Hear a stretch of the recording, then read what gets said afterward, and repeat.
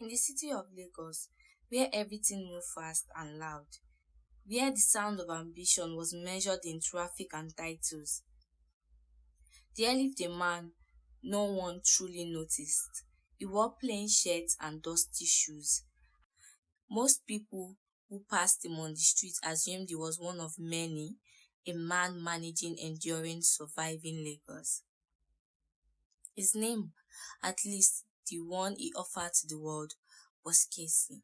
But those who worked in boardrooms up-down, those who read business dials and traded gossip over espresso in Ikoyi, knew him by a different name, Kelechi Ofo.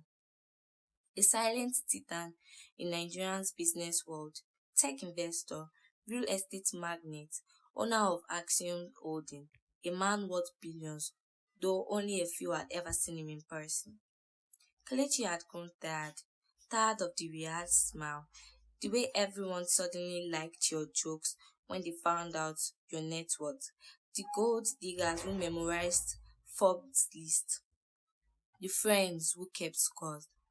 He had been burned once, publicly, painfully, by someone who had claimed to love him but had only wanted what came with his name. That lesson stayed with him like a scar that didn't heal properly. Since then, he had made a quiet vow to himself. The next woman I let close will love me without knowing what I own. So at 37, Kelechi did what no one expected. He vanished. Not dramatically. There were no headlines. He didn't relocate abroad or go off-grid in Bali. Instead, he shaved his beard, boxed up his custom suit, and moved to a modest boys' quarter in Surulere under a different name. He rented it in cash, wore slippers to the corner store, picked up carpentry as a hobby. His only real indulgence, he insisted on one quiet luxury: silence. No one knew who he was, no one asked. The caretaker, Mr. Rufus, called him that respectful young man in 2P. The woman who sold akara nearby referred to him as Kcee wey they always greet. Even the Okada riders barely noticed him, and that was exactly how he wanted it. Every morning, Kcee would rise before the sun, sweep the patch of cement outside his door, and get to work, sanding old planks and polishing wood. The soft scrape of tools against timber filling the air like a whispered rhythm. He had turned the small shed at the back into a workshop where dust danced in sunbeams and the scent of varnish lingered like memory. And then came her. He first noticed her on a Tuesday. It was raining softly, the kind of drizzle that turned Lagos into a wet chaos.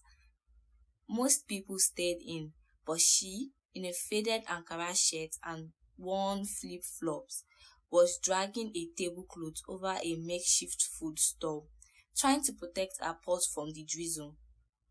The street was empty except for her and the steam from her jollof rice pot. Kcee stood by his window, watching the scene unfold. Something about her caught his attention, not her looks, though she was beautiful in an unassuming way, but the way she moved with purpose, calm, focused, as if the world could collapse around her, and she had still finished frying her plantains on time. Later that afternoon, when the rain stopped, he walked past her stall on his way to buy a bottle of water. She looked up briefly and nodded. He nodded back. That was it. No words, just a moment. The next day, he passed again. This time she smiled. "Good morning," she said. "Good morning," he replied. Her name, he later learned, was Amaka. She had been selling food on that corner for over a year after losing her job at a catering company that folded during the pandemic. Her father was ill. Her younger brother needed school fees. Life was not gentle, but she moved through it with quick fire. She reminded him of himself back when he was still hungry, still climbing, before the world started putting titles before his name. Kcee began buying food from her more often. A spoon of rice, sometimes moi moi, sometimes nothing, just a cold bottle of water and a short greeting. He never flirted, never gave hints of wealth, just presence, and that seemed to be enough. One evening, as the sun melted behind rooftops and the compound soaked in golden silence, Mr. Rufus knocked on Kcee door. Bros abeg, your generator dey leak fuel. You go wan make carpenter look am. Kcee smiled faintly. No worry, I go fix am myself. You sabi all dis kind thing? Kcee simply nodded, small small. As the caretaker left, Kcee knelt by the generator, wiping the valve clean with a rag. A shadow moved near the gate. Amaka. She was carrying a cooler on her head and a small bag in one hand. Their eyes met briefly. You're handy, she said, pausing. I try, he replied. She hesitated. You do furnitures too, Abby? That bench by your window. Now you build am. Kcee nodded. She tilted her head. It is beautiful. You sell? No, he said. I just built for myself. Helps me think. She smiled. I like that. And then she was gone again, vanishing into the dusk like a whisper. What Kcee didn't realize, at least not yet, was that something had already begun. Not fireworks, not infatuation, but something slower, deeper. That kind of feeling that grows quietly in the corner of a heart, like light seeping under a door. He found himself waiting for her. Good morning. The next day, he began carving new benches, not to sell, but because she had liked the last one. And on Sunday, when she gave him an extra piece of meat by mistake, he hadn't corrected her. For the first time in a long time, Kcee or for Billionaire, ghost in the machine, forgotten golden boy of Lagos elite, felt seen, not as a man with wealth or power, but simply as a man. And that to him felt richer than any bank balance. They called her the woman with the lemon smile, not because her smile was bitter, but because it was sharp, bright, and unexpected. Amaka had a face that told stories, not the kind you read in magazines, but the kind of face that grew from struggle, faith, and just enough joy to keep going. Her eyes held laughter and weariness in equal measure. Her hands bore the callous of honest work, and when she smiled, it was as if the sun paused a little longer on her side of the street. Most people didn't notice. Lagos was not a city that paused for people like Amaka. Her stall sat at the corner of Olutayo Street, where the gutter curved and the road broke into sand. On most mornings, you could find her balancing a steaming pot of jollof rice on one side, a cooler of soft drink on the other, and a small transistor radio playing low Fuji music somewhere behind her. Her customers came not just for the food, but for the way she made you feel seen. She remembered names, laughed at jokes, and even the bad ones. And when someone was short by 100 naira, she never made them feel small. Pay me tomorrow, she would say. Life no dey finish.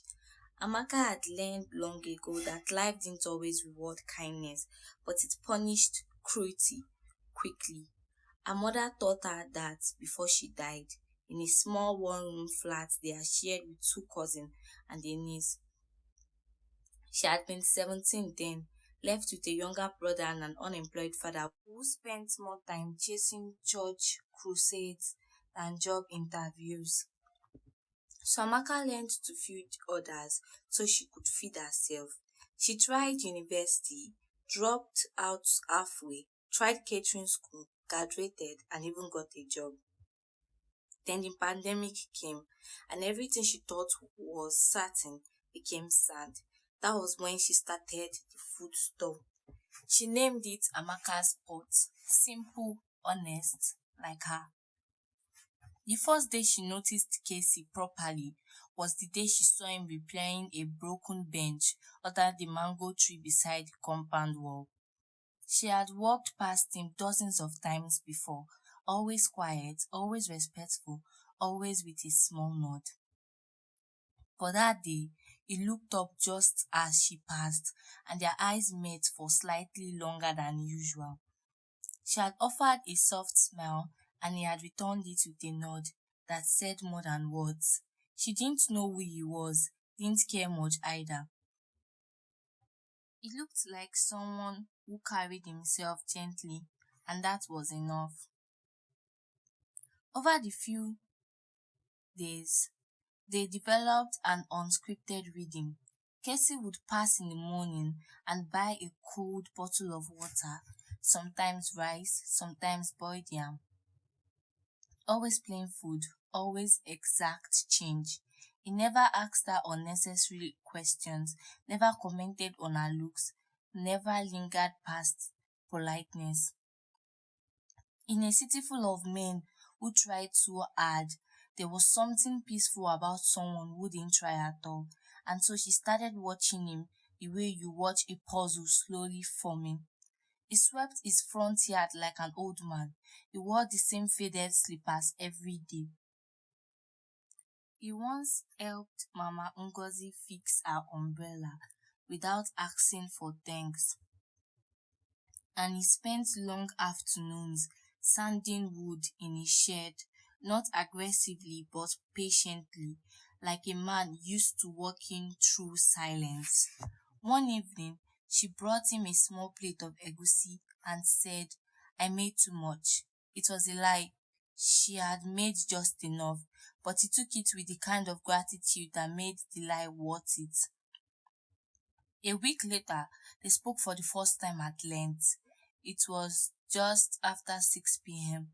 The street was humming with children returning from Quranic classes, drivers honking, and the aroma of fried stew lingering in the air. Kcee was repairing a small tool outside his shed. Amaka had finished for the day and was wiping down her table. She glanced his way. "You sabi work with wood well," she said. He looked up, small. She walked over slowly. "This tool fine oo. E dey sell?" He shook his head. "No, just something I do to keep my hands busy." She leaned against the wall, arms folded. "You are different." He raised a brow. "I don't know. I just don't talk much. Most men like to impress." He smiled. "Maybe I have nothing worth showing. Or maybe you are hiding something." There was silence. Not tension, just space for meaning. "You," he asked. "Why food?" She shrugged. "Because people always eat, whether they are happy, sad, poor, or rich. They just eat." He nodded. "That's true. And besides," she added, "when someone eats your food and smiles, it feels like you gave them something they didn't know they needed." He looked at her for a moment, then said, "That's how I feel when I build furniture." They both smiled, and in that small exchange, something passed between them. Not flirtation, not yet, just respect, mutual warmth, quiet interest. That weekend, Kcee made a bench and left it by her stall in the early hours of the morning. He didn't leave a note, didn't say it was from him, but she knew. The wood was smooth, the joints strong. No one else in that neighborhood made things like that. The next day, she sat on it and sold food as usual. When he passed, she nodded her thanks without a word. He nodded back. They didn't need words. Not yet. What Kcee didn't realize was that Amaka wasn't just observing him. She was quietly questioning herself. Why did she look forward to his steps? Why did her stomach twist when he didn't come by? Why did she start wiping down her table twice, smoothing the clothes as if he might care? She told herself she wasn't falling, Not seriously. He was probably just a calm guy with calm habits and a calm life, but Lagos had taught her not to trust appearances. People who looked broke often had stories, sometimes dangerous ones, sometimes messy ones, and sometimes precious ones. Still, something about him felt safe. The way he listened, the way he didn't fill silences with lies, and most of all, the way he saw her. Not as a food seller, not as a woman to impress or conquer, but as someone worth knowing. So she waited, not impatiently, not fearfully, just openly. Because sometimes, even in a city like Lagos, noise, reckless, demanding, the softest things are the most honest. And Amaka, with her lemon smile and tired feet, had always known that real love doesn't crash in like thunder. It arrives quietly, one nod at a time. Lagos had entered that season where the heat pressed against the skin like a question, demanding answers from everyone and everything. The streets shimmered by noon, ice sellers raised their prices, tempers rose and fell like the generator arms that filled the air. Kcee stood in a small shed, wiping sweat from his brow with the edge of his t-shirt. He had been working on a low cabinet all morning. Nothing fancy, just clean lines, well sanded surfaces, joints that fit snugly without a single nail out of place. Outside, the sun played tricks on the pavement. Shadows of birds flickered across his workbench, but Kcee thoughts were not on the wood in front of him. They were on her. He had watched Amaka also through the week with her usual determination, dodging tax officials, calming angry customers, playing out orders with her ever-present composure. He had seen her stall umbrella nearly collapse in the wind, seen her juggle 3 food flags with one arm while answering a phone call with the other, and he had decided something. He wanted to help, to ease her burden, quietly without making it about himself, and so he did what he did best. He built something. That weekend, Kcee stayed up past midnight, a small rechargeable lamp casting long shadows across the wood. He built her a counter, wide enough for her to keep her pots organized, with foldable sides and a drawer for her change. A simple design, not overly elaborate, just something thoughtful. When it was done, he felt something like pride, mixed with something like fear. He hadn't felt that in a long time. The next morning, long before dawn, he wheeled the foldable table to the front of our stall and left it there quietly. He didn't want applause or questions. He just wanted to see her use it. By 7 a.m., he was sitting on his usual stool by the workshop, pretending to fix a drawer handle but watching from the corner of his eye.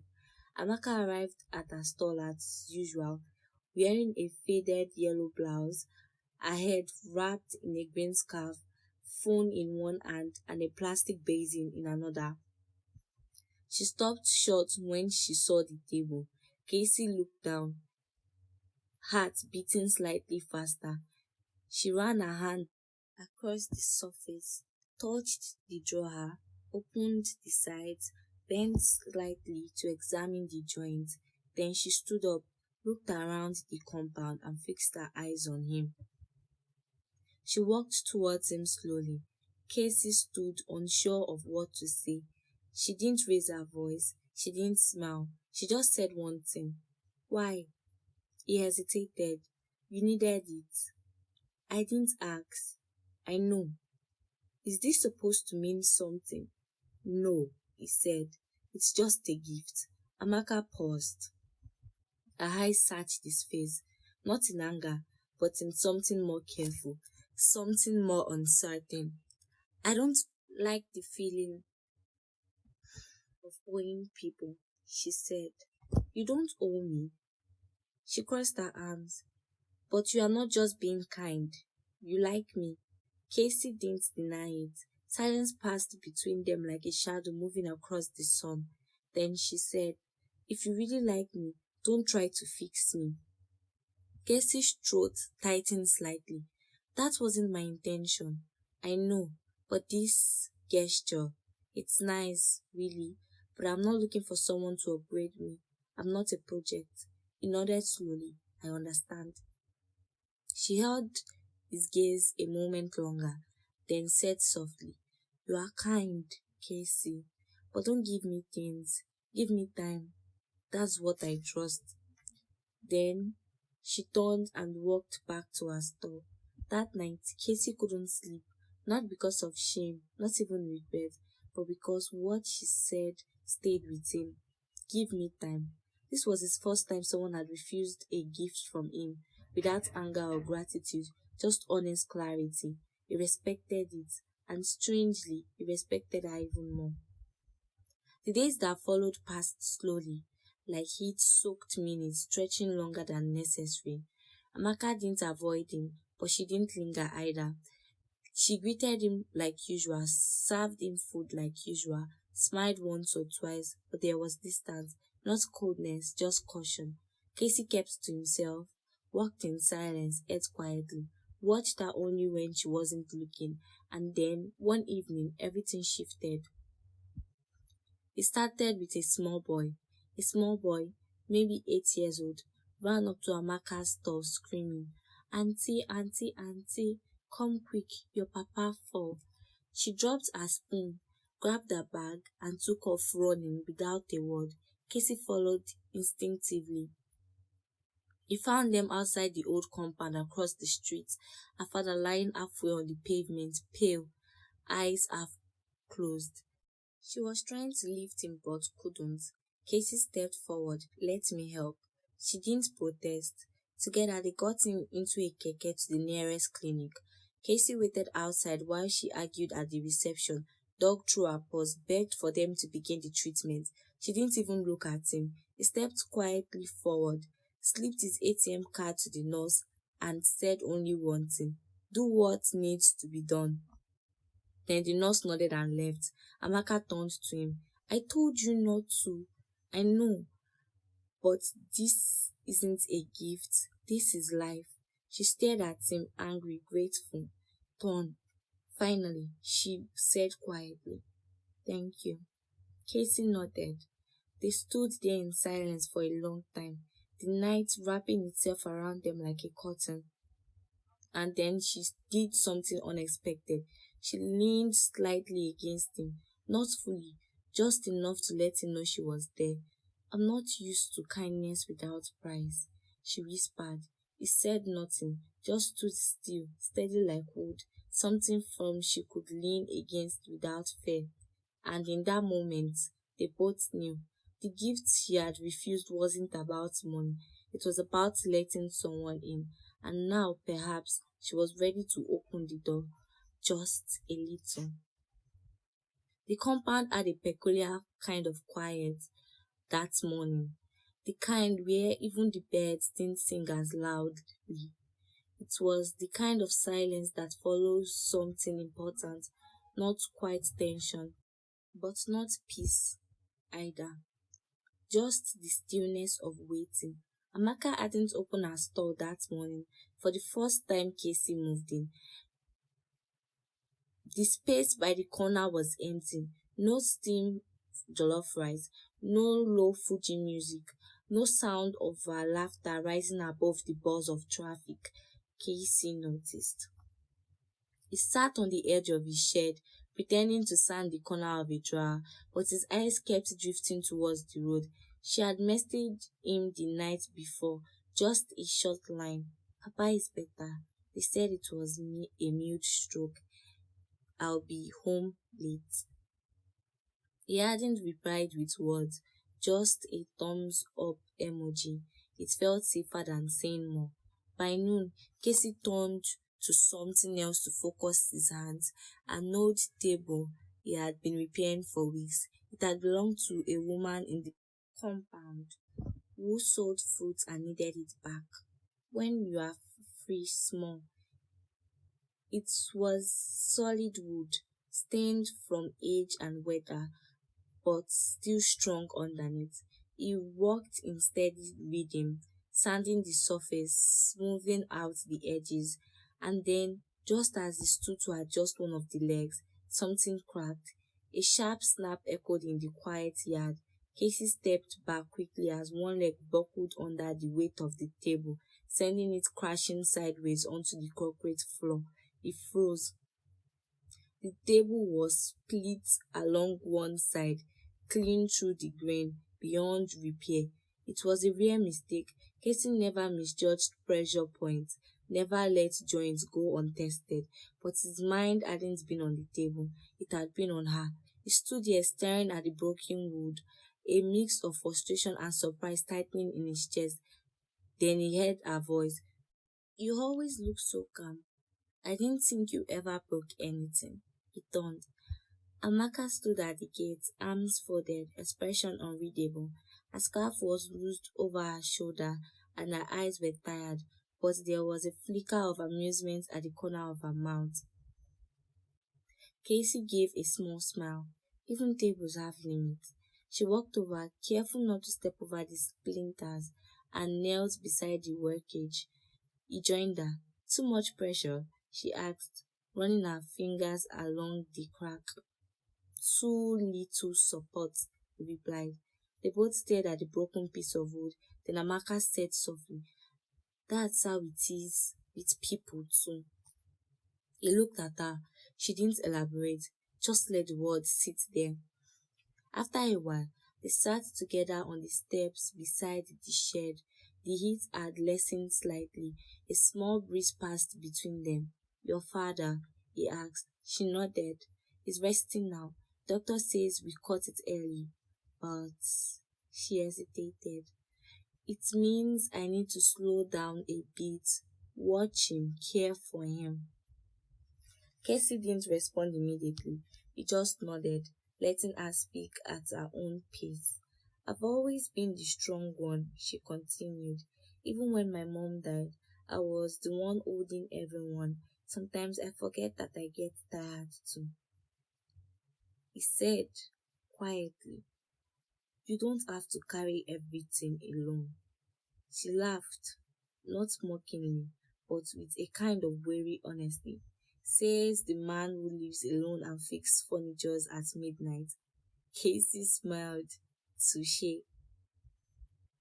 They fell into an easy silence, not the awkward kind, just the kind that exists between two people who don't need to fill space with noise. Then, out of nowhere, Amaka asked, "Do you have a family?" Kcee hesitated. It was the first personal question she had asked. "I did. They are not close anymore." She nodded, didn't push. "Did they hurt you?" she asked. After a pause, he looked at her, surprised. "No, not really. I just choose distance." Amaka stared ahead, voice quiet. "Sometimes I think loneliness becomes a habit. We start calling it peace because we forget what real closeness feels like." Casey's chest tightened slightly. She had touched something he hadn't named out loud in years. "Maybe," he replied. They sat a little longer. Then she stood. "I have to check on Papa again." "Of course," he replied. She paused, then looked at him directly.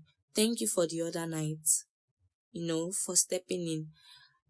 I know you didn't want to make it a big thing, but it was."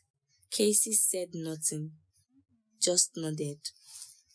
As she turned to leave, she added, "Next time you break something, let me help you fix it." He looked up. "I thought you didn't like gifts." She smiled. "Helping someone isn't a gift, it's a choice." Then she walked away. That night, Casey sat alone in his shed, staring at the broken table. He didn't feel like repairing it. Instead, He began sketching something new, something sturdier, a table with thicker legs, stronger braces, built for more weight, something that could endure.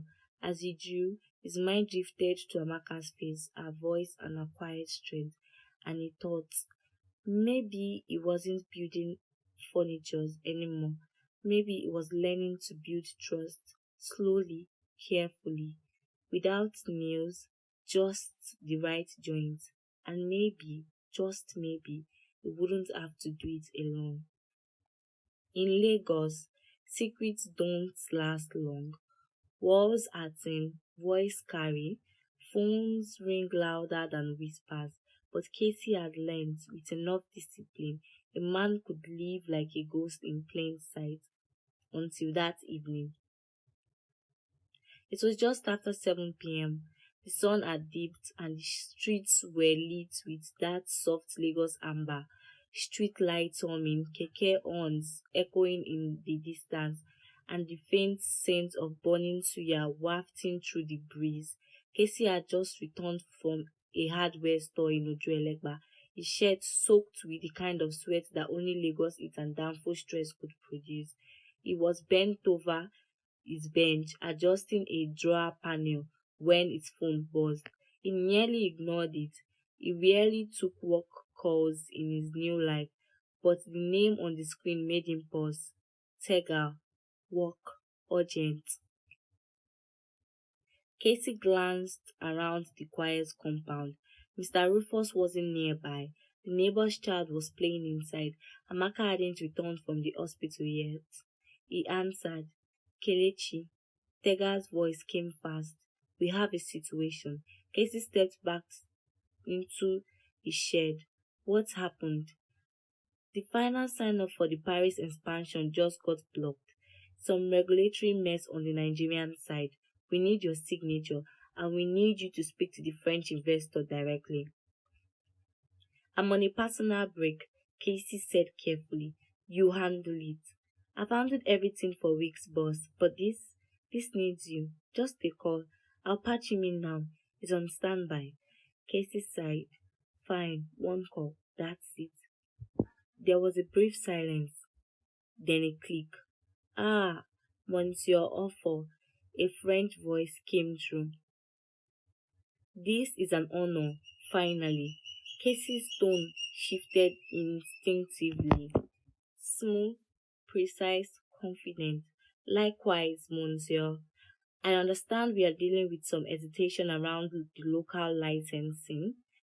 As he spoke, the man who had once been the silent partner behind multi-billion naira deals returned. His posture straightened, his voice took command, and for 7 minutes he became Kelechi Ofo again. The billionaire no one in that compound knew existed, except someone had heard. He didn't realize it until he stepped out of the shed and nearly collided with Amaka. She was standing just behind the wooden door, a takeaway bag in her hand, frozen. He stopped short. Amaka, she blinked slowly, then smiled, that slow, quiet smile that didn't reach her eyes. I hope I'm not interrupting, Monsieur. Her voice was low, steady, but there was an edge to it. Kcee opened his mouth, closed it. She handed him the food, stew and yam, extra fish. Thought you might be hungry. Amaka, she raised an hand. You don't have to explain. He took the bag silently. The plastic was warm. The silence warmer. Then she added, with a half smile, but I do have a question. He nodded. Anything. Who are you? Kcee.